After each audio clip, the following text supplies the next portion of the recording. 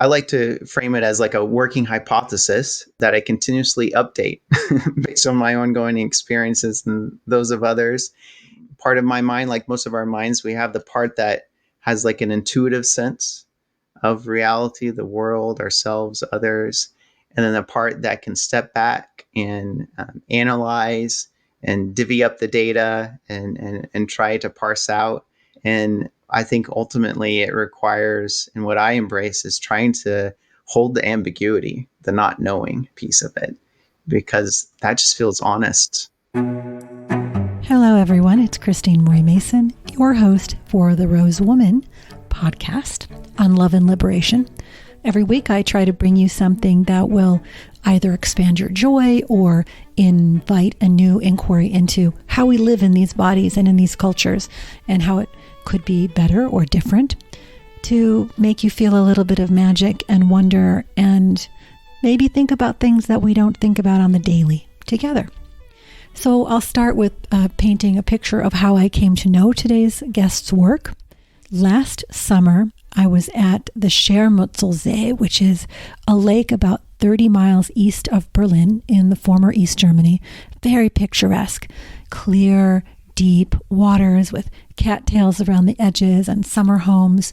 I had been fortunate enough to be there the year before to visit the home of Bertolt Brecht and Helene Wiegel, the famous playwright and dramaturg of Eastern Europe during the time after World War II.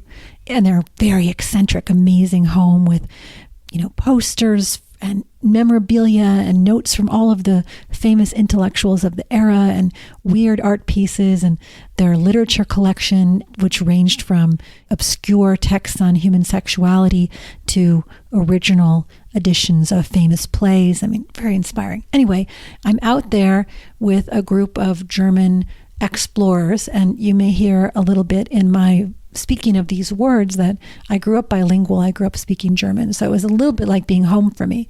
I was offering some yoga and integration and therapy in conjunction with another retreat that was going on, and my friend Sukadas, who was on the show, I think episode 70, Wim Hof's breath techniques and cold exposure therapy and tantra and psychedelics, a very fun episode.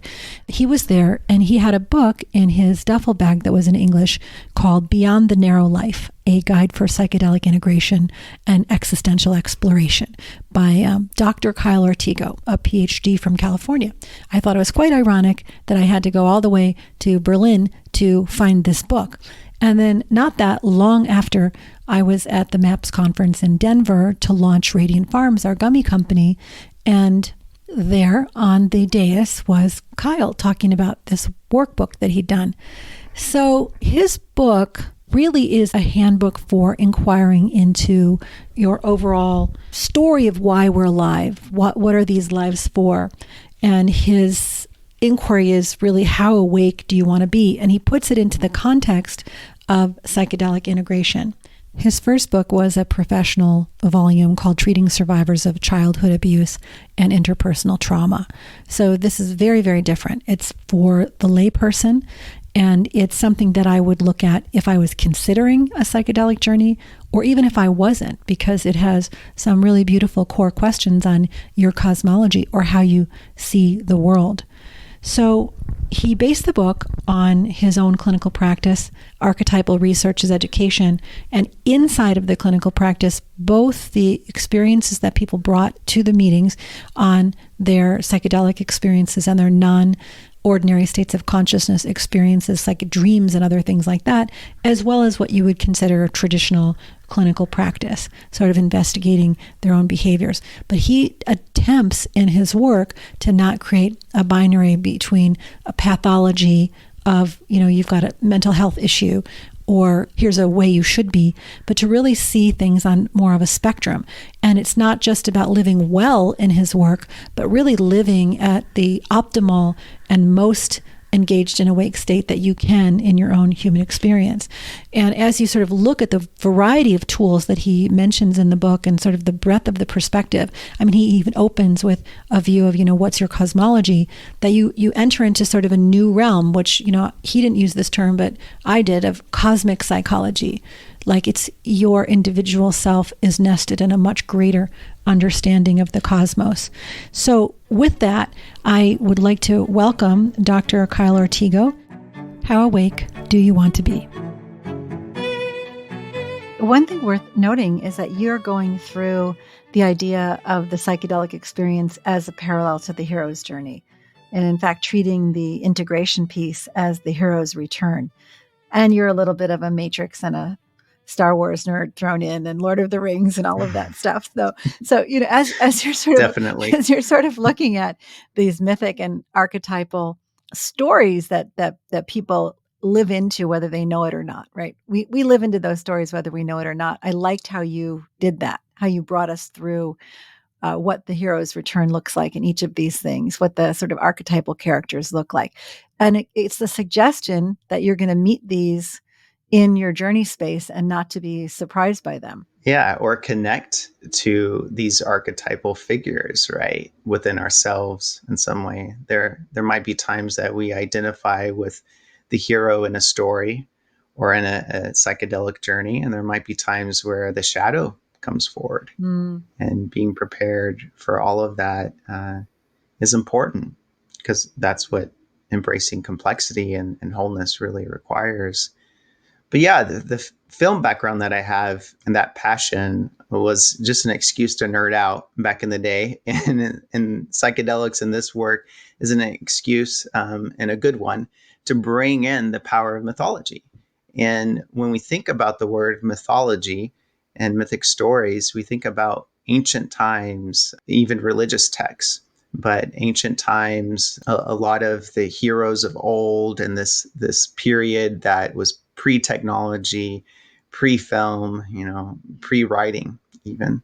But myth, in terms of its symbolic power, is still alive today. And how we tend to connect with myth, sometimes it's still with books, and sometimes it's still within our religious communities. But a lot of times at the broader level, it tends to be with film, certainly in the United States with a lot of folks. So these stories have meaning, various meanings to certain people. And when we find a film or a fandom that really we connect with on an emotional level, it can be a mirror to us about some of the themes that we're confronting in life, the values that we have, the strengths and challenges that we may have, and the importance of community and allyship in most of these stories, right? It's never just about the hero. It shouldn't be about the hero, ultimately, right? But about the community. And that's what the return is supposed to be all about, fundamentally. That there's a return to one's community and the sharing of one's gifts and insights, but not from a place of ego, but of service. And I find that idea really powerful. Yeah, you go out, you face your challenges, and you come back and bring it into your close community. That's beautiful. I wonder on the mythic component, we've been steeped in a lot of different faces of similar mythologies and stories. And, some of those have been the lone heroic individual or the Superman kind of figure. I like that you're bringing community in, but it begs for me the question of the introduction of new mythologies that could be kinder to the earth, the kind of mythologies that might come out of more indigenous or land-based traditions. And if you notice in the people that you work with, if they're coming out of a primarily Western mythic orientation, or if they're coming out of something that has more reference to a land-based tradition, if their meaning making is substantially different from their journey experience around these questions of like life and death and time and space and interconnection. Really good question.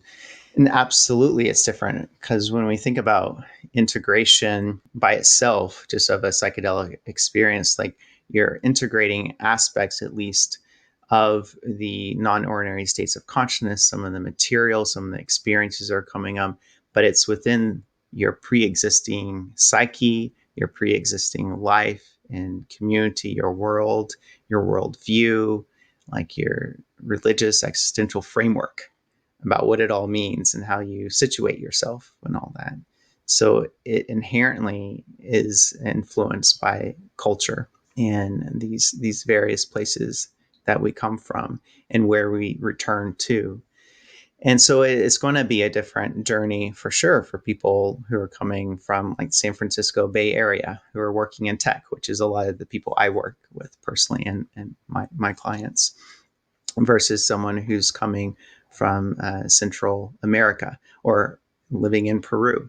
So a big part of our work as a therapist and as a psychologist is to try to hold this ideal that we meet people where they're at and we try to have an understanding of the things that are important to them and what they're coming in with, and that includes their culture, and not pathologizing any of it, but helping them have a space to have these reflections about where they are, what's meaningful to them, sometimes question it, and then come to a more conscious, guided place with that, and then translating that into action, into relationships, right? Each of these pieces that I just named are very rich and complex and layered. But I do really like how since Joseph Campbell and his articulation of the hero's journey, we've had more criticisms about that, and some of the pieces that get skirted over or that are ethnocentric, even with this idea of like it being the monomyth, the thing that is shared across human psyches and cultures. And of course, it's never that simple. It's never that straightforward. And there's ethnocentrism, just like there is egocentrism that we have to be aware of and mindful about. And there are things that we can learn, I think, when we have platforms with real cross-cultural dialogue and engagement, and that comes in many forms. We can come together and actually update these limited views that we may have. And so speaking to like the connection of the earth, the valuing of the earth, of non-human life and intelligence, of non-life, right? The majority of the cosmos, as far as we understand life, is not alive in the sense that we define it today on earth from our human perspective. That might be an instrumentation problem or a conceptual framework problem. It absolutely could be. How could it all be dead space? I don't believe in dark matter either, or junk DNA. Well, what is life? Exactly. Like, where do we draw the line between these things? What is reality? That's why when we start having deep conversations, eventually we get to these places where they're fundamental questions, and we can take leaps of faith based on how we want things to be, how we were taught they were, or our experiences. But I think that's part of the dialogue. Yeah, I'm always very interested when someone goes into the journey space and they've had an ascension theology, or they've had the portion of the monomyth that it's all on them. And then they have an experience of falling into the arms of the earth and being held by the goddess or something like that, that's completely out of the framework of their conscious mind. And like, where does that come from? Where's that information? Is it coming through their own ancient DNA and knowing? Or is it coming through barely visible constructs on the fringe of their cultural awareness? Or is it truly messages from other realms? Do you have a sense of that? I mean, I love these questions, and it's not for me to answer individually, but of course I explore the possibilities. I think in my role as a psychologist, again, like it's helping people explore and articulate these questions and these possibilities, and to grapple with, sometimes even wrestle with, how do I make sense of an experience like that when that wasn't even on my radar as something that could be possible, much less something I'm actually contemplating based on my experience. But yeah, I like to frame it as like a working hypothesis that I continuously update based on my ongoing experiences and those of others. Part of my mind, like most of our minds, we have the part that has like an intuitive sense of reality, the world, ourselves, others, and then the part that can step back and analyze and divvy up the data and try to parse out. And I think ultimately it requires, and what I embrace is trying to hold the ambiguity, the not knowing piece of it, because that just feels honest. That's hard in a world that like really wants to know. Who did I interview? Jonathan Schuler from the Meta Lab at UCSB. And he talked about generative and deprivation curiosity. And that deprivation curiosity is like, you have to know. If you don't know, you're uncomfortable. And so you force an answer that you could like stand behind so you don't have to deal with the discomfort, you know? So in the book, let me just come back to this idea of how do we know and where do those unfamiliar constructs come from? Because you do put a map in there, persona, identity, conscious mind in the individual, but then you extend that out. You offer not just the collective unconscious, but also the cosmic unconscious, that there are ways of knowing that are beyond the individual body, and that possibly the psychedelic experience can offer us a gateway to connecting to these broader realms. And I find that very intriguing. And it's also ties in with the indigenous idea that the plants themselves, the medicines themselves, have something they want to tell you. And this is a space in which they are able to communicate with the human mind in pictures and in sound and vibration, which is a very different understanding of consciousness and intelligence as residing in agentic nature. You seem to leave room for that beyond psychology. Yeah. And that was kind of risky for me as a psychologist to write and even name that as a possibility. But I felt like it was honest because this is part of our dialogues that we have in the psychedelic community, right? So to not name it, to not acknowledge it, is to dismiss it or to have it just live in the shadows. Well, it actually goes to the myth of how psychology has constructed itself on a field on this very material reality way of knowing. And so to do it, you're kind of shuffling that framework a little bit. Good job. I sometimes I am not risk averse, and I feel like it's important to just put things out there. And yeah, psychology as a field, I love psychology. I decided I was going to be a psychologist, or at least a major, when I was in high school, Ah, and I was reading Bram Stoker's Dracula, uh, which is a great classic novel. And the edition I had a article from Sigmund Freud on the uncanny that was used, and I ended up using it to analyze vampire figures and this idea of like a shadow figure that's kind of human but not really human, and the particular types of unease that he evokes mm, in us mm. and our conscious egos. So I love the richness of these things. But in my mainstream psychology training, it was very science based, and there's a reason for that. Psychology as a field is relatively new, and it has needed to establish itself on a foundation, some shared foundation in the West, academic West, around how to make truth statements with some evidence to a general population that's not based as much as possible on some a priori assumptions. That's one of the ideas of science. Now, the execution of that is a lot more complicated. It's never that simple. But yeah, there is something that's lost when we privilege that type of data and things that we can measure and analyze and study, and to the exclusion of these other experiences that people have and these other aspects of being human, living in the world, and trying to find meaning. So it's a tension I appreciate. Like, I don't dismiss any of that work. I love it. That was a part of writing the book, is going to the research and recognizing, some of the scholarly work. But it had to be interdisciplinary ultimately, right? As I think anything should be if it's trying to explore some of these bigger questions.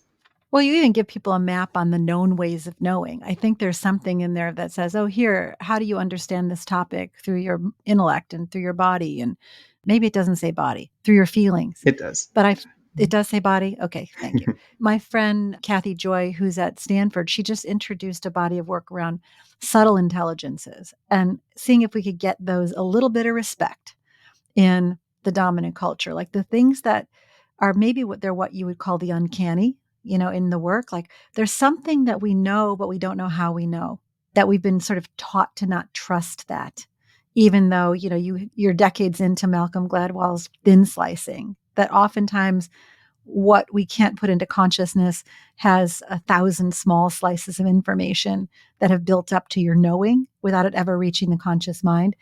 So there's some beauty in what I feel is a blossoming period for psychology, spiritual psychology, cosmic psychology, archetypal, all of this stuff that is allowing for these questions to be asked in a new way, the ones you're Mm-hmm. asking.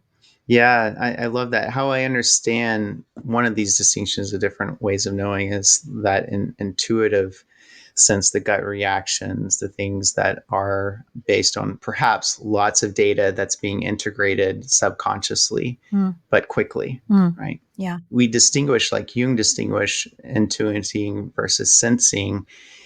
And that's a helpful distinction. But for Jung, he's a theorist that I really respect and been guided by much more than Freud. But he talked about the bridging of these different ways of knowing and processing data in our world and our experience, that ultimately that's what he thought was needed and important. And we all have our own personality based proclivities in these different directions, but it requires a full engagement with these different ways of interacting with the environment and ourselves and understanding things. So I very much value the intuitive for sure. And that's probably the most important piece in many ways in my work as a psychologist. Yet I need to put on that sensing data driven hat too, Yeah. and I need to be able to shift back and forth as needed in response to the work or what's required in the moment. So, yeah, I think this is a part of the maturation process in psychology, and the zeitgeist change is to go back and forth between these different biases that the field may have or different schools of thought may have, because it's never about one side or the other. It's about trying to hold more and more complexity while trying to find the truth in some sense, right? Or at least some practical, pragmatic truth. I remember when meditation was considered a non science. And then they started doing measurements and attaching nodes to people's heads and got all that stuff figured out. And now it's a main part of our collective treatment plan. And I have the feeling that, your Jedi self that knows how to work with the Force, or at least believes it exists, will somehow, someday have the same kind of prescriptive treatment plan available. I prescribe 3 doses of the Force every day. But maybe you're doing that when you're telling people to journal. Yeah. Let's go back to your journal. So the structure of this takes people along inquiries into space time, into the nature of the self. I mean, there's even like a primer in there basically on quantum physics. Like, hey, if you want to understand space time, go and look at non duality and Superposition. Yeah. superposition, Heisenberg's principles, and quantum entanglement. I mean, that's some pretty big questions to bring up when somebody's like just trying to get over their mother wound. It is, yeah. This is one of the things that motivated me the most in writing the book, is like, I'm going to start with the cosmos. I'm going to do the opposite of what people would expect for a psychologist to do, a human to do in this topic. So that was part of the joy and fun and creativity for me. But what I thought was important, that's important for every story, right? Narrative, is to set the stage. And to set the stage from a scientific perspective, I wanted to do, even though I talk about quantum physics a little bit, I have that table where I introduce breadcrumbs, I think is what I call them. Yeah, it's a small part. Breadcrumbs about where you could go down. Your book as a whole, it's tables and charts in there, some pictures.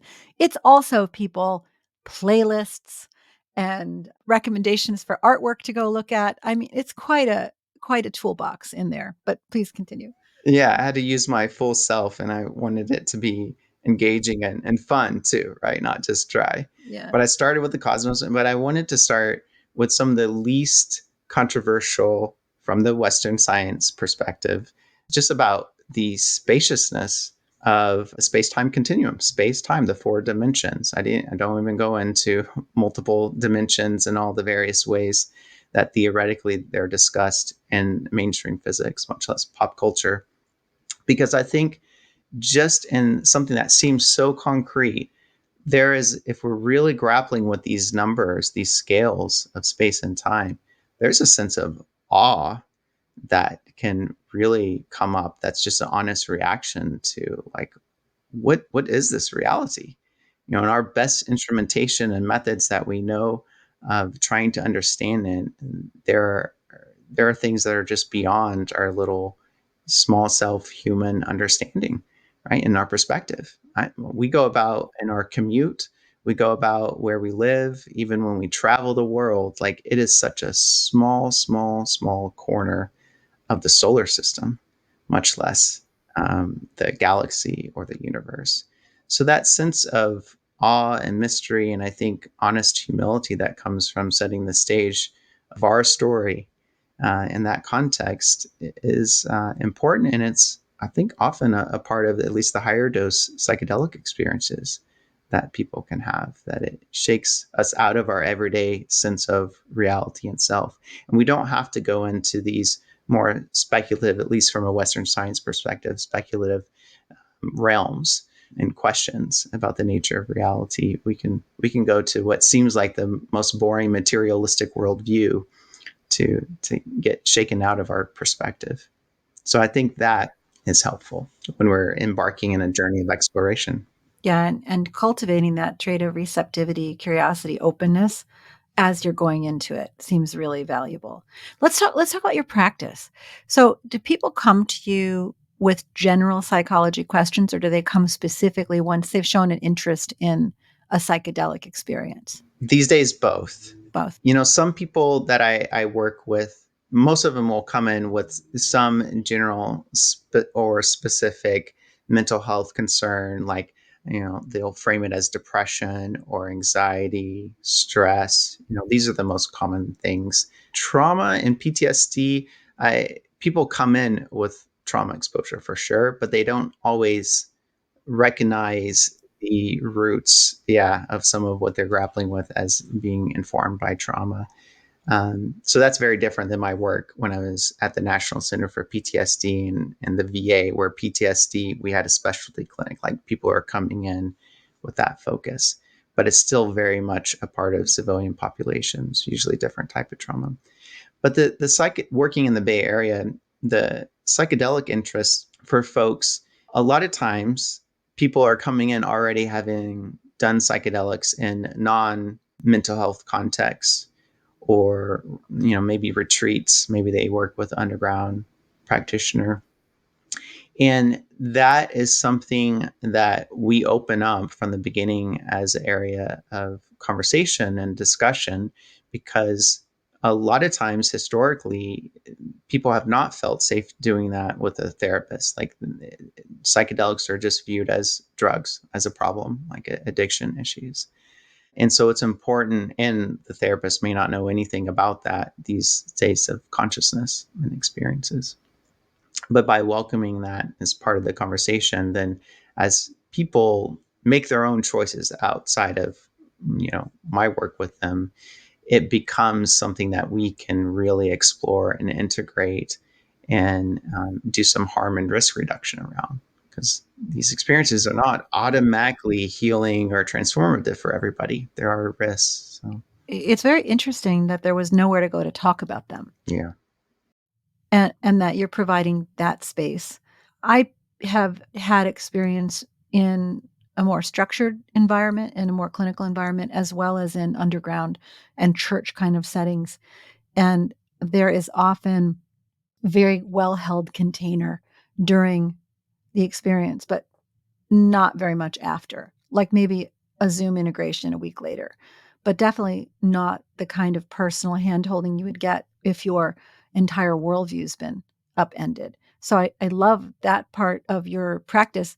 When people are seeking to participate in a clinical trial or to participate in a program, I saw, for example, that I think in this defense appropriation bill, there was a whole tranche of money included to allow the VA to do PTSD treatment, for example, on any veteran who needs it. And I know that Justin Lepre just got his church approved in Texas to work with vets and first responders. So there are more legal opportunities for people to do this kind of work. Do you refer them out? Do you help them find places to do it if they haven't? How do you help them decide whether to even do it, like whether it's right for them? Yeah, this is hard. This is very hard. And it's more difficult for us licensed professionals because we're governed by not just the everyday laws for all citizens, But even in those laws, like there are local jurisdictions, state, and then federal, and they definitely don't agree even on marijuana. And it's going to be a long time before that happens. But we also have our licensing boards. So I'm licensed in the state of California, and each state has their own licensing board. Each profession has their own licensing board, and those guidelines are different state by state. In California, I'm not even really allowed to encourage someone to do psychedelics in a context that's completely separate from me, much less with myself. Like I can't come off as I'm encouraging that or proselytizing that. And generally, ethically speaking, from the field of psychology, we want to be very mindful about recommending treatments that are evidence based for what we know, right? With the pre existing literature. So, all this probably sounds really boring to most people who aren't in the field, but it's so central to how we have to work and practice legally and thinking ethically, because we understand in this field just how complex people are, how complex relationships are, how there's a fiduciary responsibility we have as a field to put our best foot forward and to do no harm as we're trying to do good, right? And respect all of this. So that's a big preamble, but a really essential one in how I can even respond to a question like that. Most of the time, in my experience with clients, they're already at this day and age, well past Michael Pollan's book coming out, they're already aware of psychedelics and their use in the mental health field. A lot of them have already had experiences. They have a difficult time sometimes discerning how to go about having these experiences. So people are making their own decisions with that. I do not encourage or discourage explicitly, but I do highlight and we talk about how to reduce any risk that may be associated. And that may be about, if they're planning on choosing a retreat center internationally, if they're not testing their drugs that they're getting outside, like all this harm and risk reduction stuff that we would do if they were doing other substances, still very relevant in the psychedelic world. But then the meaning making part of it, the integration part of it, is something that is integrated into the therapy too. It's not a forbidden subject, but we do it from this place of really trying to be mindful. It's like an informed consent when you enter these realms. And that's not always the perspective that's taken as fully in retreat centers. As you're saying, with the integration side of things, preparation too can be like that. One call before a retreat. There isn't as much attention placed in the before and after, and some of the possibilities that may be important as we're trying to give people an informed consent so they can make a conscious choice to the best of their ability. Yeah, you also offer an informed consent to the self in the integration journal, where you're asking people to really weigh the risks and benefits, know why you're doing it, what is the best possible outcome, and what are you risking. So I thought that was a helpful piece also, like careful way of approaching molecules. I'm glad that came through. Yeah, I think a theme that's really came to me multiple times is that psychedelics are powerful. Exploring the depths in these existential questions, that's powerful. And anything that's powerful deserves great respect. So being very thoughtful about these choices and how we set up an experience, our willingness to even ask some of these questions and explore them, right, is just embedded in really respecting that power and having some reverence for the human experience. Those are two of my favorite words. I even wrote a whole book called Reverence. So listen, I want to talk about that reverence thing and how we hold it. So here's one of my existential questions about the field. So we have people who've held the molecules, who've trusted the plants, who've held them alive, who've created rituals, who've known how to work with them, who hold them in community. And then you have this whole movement to demonize molecules that create freedom, make them illegal. And then as they're being rediscovered, they're trying to be absorbed into the dominant culture in these really power-based hierarchies and structures, which are repetition compulsions of the way the world is already working. And so we have these underground path and the dominant culture path. And it feels to me like, not to name names, but one particular dominant organization, it feels to me like on the surface, they're articulating, we're going to the drug approval route, we're going the study route, we're doing all these things. But underneath that, every single person in attendance is doing whatever they want. They're all like going to every drug-filled rave and therapy session and party and cacao ceremony / MDMA. It's like they're saying one thing as if to be compliant with the dominant culture, but then they're really behaving in a free-for-all manner. I find that to be strangely like a playing along, but what's that thing called when you're playing along, but it's an opera, it's a comic opera where everyone knows they're playing along.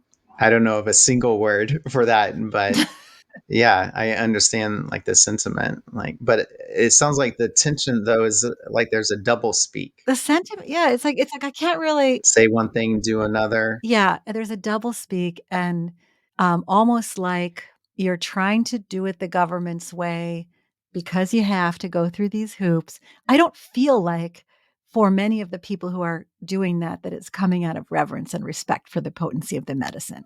Well, I think the difficulty of even articulating a question like this is pointing to something that we need to find ways to articulate and to explore, because you're naming an experience, something that in my framework is part of the shadow, the things that are harder to face, that we don't want to face, we don't want to talk about, that feels risky to talk about, to explore, to name, yet is still operating beneath conscious awareness or beneath the conversations, the subtext here. And it's a legitimate tension. I certainly don't have an answer to how to go about this. I understand the strategy, in America, at least, in trying to correct some of the ways that this kind of backfired in the 60s and the 80s, right, with MDMA.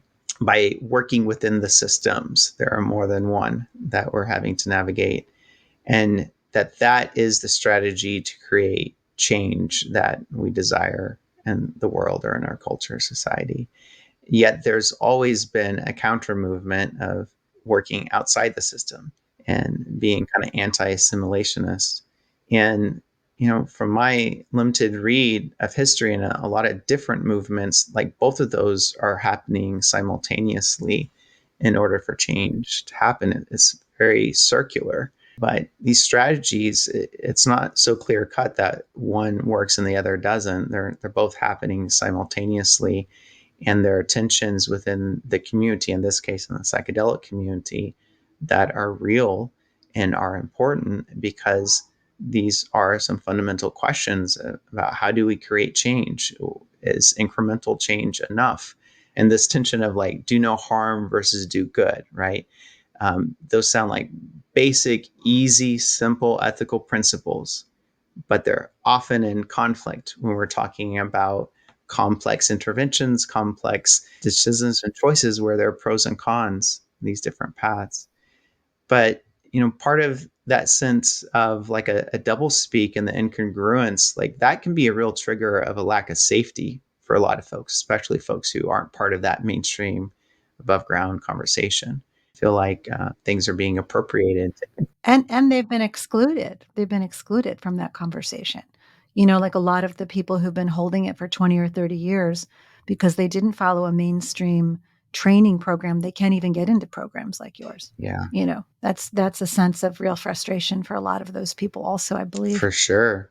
And I would hope, like, if things go down this projected route, this optimistic one, that things are rescheduled, that, these practices could be done above ground and legally in safe manner, that there would be a path for integration of all these different schools of thought and experiences, because there's so much we can learn from people who've been doing the work for decades in different cultures, right? There's real opportunities to work together, because not one individual can, of course, do all the work, not one discipline, not one culture, not one group can. Like we do need to find ways to come together, because we have different pieces of the puzzle, and we need to value some of those more than we have traditionally are now. But these are hard conversations, and in order to have them, I think we have to recognize that It's not black and white. No, no.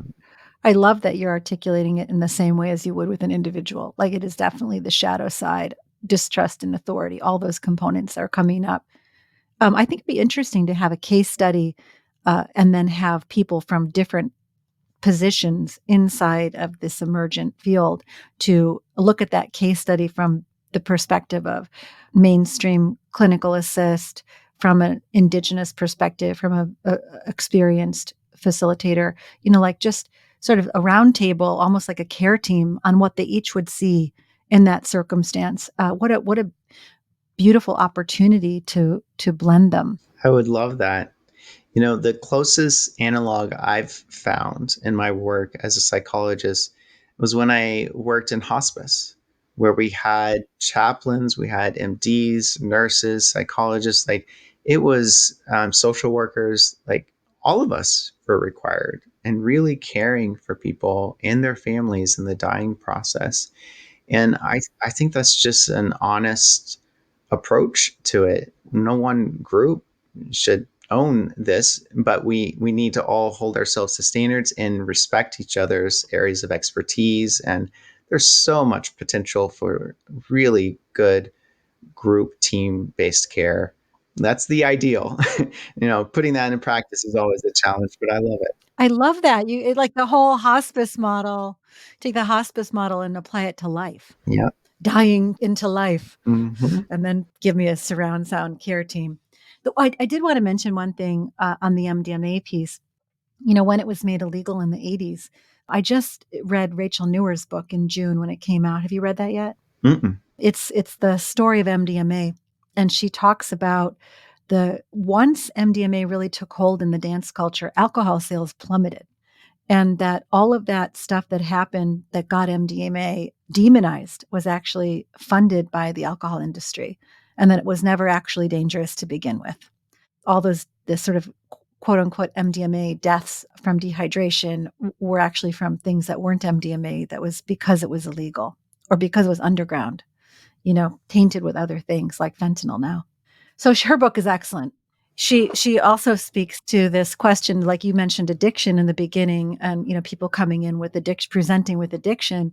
And I want to say Tommy Rosen works on this paradigm of addiction 2.0, recovery 2.0, recovery 2.0, which takes as its premise that all addiction is a pointer to the human birthright to expanded consciousness and happy and relaxed states of being, and that you're reaching for these things because they're the only way you know how to get there. And that if you begin to frame addiction like that and then bring tools in to get you to that place of unity consciousness or true joy without the crutch, that it's more helpful than demonizing it as a pathology. Actually, it's a helpful instinct. Mm-hmm. Yeah, I like that. And that's part of embracing again joyfulness and positive states of consciousness and emotions, right? For various reasons, which have been demonized or seen as shallow, at the very least, at times. Yeah. But yeah, I like to think of it, if you use substances or something else, like if you're getting to the motivation underneath, then that helps you clarify all the different routes available to you. And you can then, this is kind of the intellectual, rational side of the brain, but it's useful again. You can bring it in to see, like, well, what are the risks and benefits of these different approaches, right? Because everything has side effects, everything, even meditation. So, Even just meditation, not prescribed for everybody. right. There's a reason for it. Mm-hmm. What's next for you, hon? What are you up to next? Well, I'm just really enjoying working with my clients. That is something that's so enriching to me that I get to do day in and day out. I also work a lot with the CIIS program. I've been helping them in various capacities, and really that work it's a training program in psychedelic work, an educational program, but it's really, for me, I think about community and trying to build community, ideally a healthy community that can have these conversations, this dialogue that can help usher in more and more of a network to hold space in all the ways that we can, and to be the change we want to see in the world, right? That's the hard part. That's the journey of integration. So for me, that's how I've been channeling my own journey into this field right now. Well, I appreciate that so much. And the program that he's referring to is the California Institute of Integral Studies, which in general, also in its approach to psychology and the rest of the human experience, has a very broad perspective. So if that's of interest to you, CIIS.edu and check it out. I think you can apply for that program if you are a licensed medical professional or if you are a spiritual leader in a acknowledged, dominant, ordained tradition. There are a couple of pathways into that, but none of you underground people. Okay. Just kidding. So I want to encourage everyone to, even if they're not actively seeking a psychedelic journey at the moment, to look at this book because it's almost like a workbook for, I think you're using the introduction, the phrase, how awake do you want to be? It's a workbook to look at some of the deeper themes of being alive, and it's just so well crafted. I really want to acknowledge you for the deep effort and cross-topic knowledge base you had to develop to put together something this thorough. Thank you, Christine. That it means a lot. And on the journey of writing a book, creating anything, and your podcast, I'm sure too. For me, I know I was like, is this even making sense? It's so ambitious, and to be on the other side and to hear how it's landed for certain people and what they took out of it has meant a lot for me. So I appreciate that greatly. Yeah, it's definitely making sense. And the podcast makes no sense because it started as a inquiry into how we live in our embodied selves as women. And then it just went in a whole nother direction. So I think we're on episode 125, and now it's everything on love, liberation of consciousness, and who knows what's coming next, But the psychedelics piece has definitely become a recurring plank. I find it's one of the only ways to crack some of the cultural prison that people live within, like where their worth comes from and who they are and how do they relate, how are they in relationship to others. Those frameworks seem so solid, and something happens in the psychedelic space that does, as you say in the book, really allows people to question that, produces a lot more freedom. So I'm a big fan of doing it, but with respect and reverence as you're holding it. My personal integration took 4 years on the single journey, and it was just living into that truth on the daily took 4 years. And really, it's lifelong for a lot of these experiences. That's wonderful. Thank you. Thank you. Well, this is a big thank you to Kile Ortigo and for everyone in the mainstream and in the underground psychedelic exploration community who is coming to the work with such a degree of inquiry, respect, and reverence. So on that note, some of my takeaways from the episode are, if you are considering doing psychedelic work at all, please take the time to educate yourself and do the research. Read Michael Pollan's book, read Kile Ortigo's book, ask people, drop in and really know your why, and then plan for integration afterwards. Plan to take the opportunity to really make the most out of this experience and carry it into your daily life. And then the last takeaway for me is, can we really inquire into the frameworks within which we're nested, like the psychological lens, which I talked about quite a bit last week. The invention of the psychological lens is relatively recent. And to accept the full spectrum of human experience as extraordinary and wondrous and amazing, and to even question some of the contexts that we've been raised in that tell us that only material reality is what's really going on. We know there's more. If you enjoyed this episode, I would really appreciate referrals. I would appreciate reviews. We have 20 5-star reviews on Apple right now and all 5-star reviews on Spotify. Spotify has also just added the ability to comment or ask a question about an episode within their app. So if you want to engage some more, I am all for it. I'd love to hear from you. Please support my companies, rosewoman.com, for intimate and body care products and lifestyle products that honor your own embodiment with reverence, and radiantfarms.us for psychoactive gummies that are gentle and kind and legal. All right, wishing you an amazing beautiful, expansive, optimized journey in this beautiful body, no matter where you are in your journey, whether you're just a young person or you're 100, whether you're a man or a woman or somewhere in between. May your personal, unique, one-of-a-kind, divine child essence shine, and may you live beyond the ordinary life. See you next time.